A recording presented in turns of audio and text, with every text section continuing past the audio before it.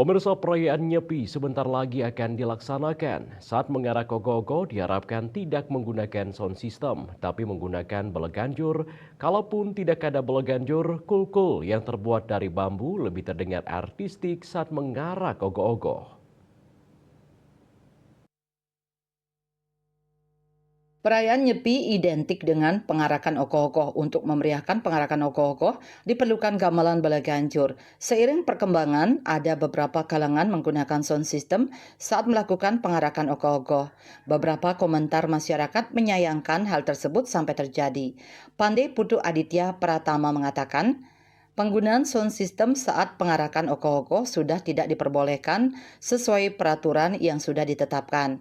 Diharapkan para pengarak ogoh-ogoh mempergunakan gamelan Bali untuk menjaga tradisi yang dimiliki.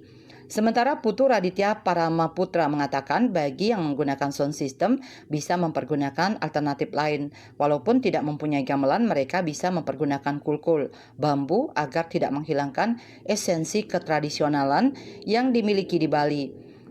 Hal yang sama juga dikatakan Dedi. Menurutnya, sound system bukan bagian dari Bali. Jika tidak mempunyai gamelan, lebih baik menggunakan kulkul biar lebih kental nuansa tradisionalnya. Kalau tentang pakai sound system kan sekarang udah ada undang-undang nih yang tidak diperbolehkan. Alangkah baiknya kita mengikuti arahan dari undang-undang tersebut, dan jika memang itu tidak bisa dilaksanakan, untuk para pengguna sound system ini tolong dipergunakan lebih baik. Yang bagaimana jika kita mengarahkan ogoh-ogoh, kita menghidupkan sound system seperti beleganjur. Tapi untuk organisasi-organisasi yang membuat ogoh-ogoh, tolonglah kita bisa bekerja sama untuk mewujudkan seni budaya Bali kita, jangan melupakan tradisi kita, yaitu dengan menggunakan gamelan Bali.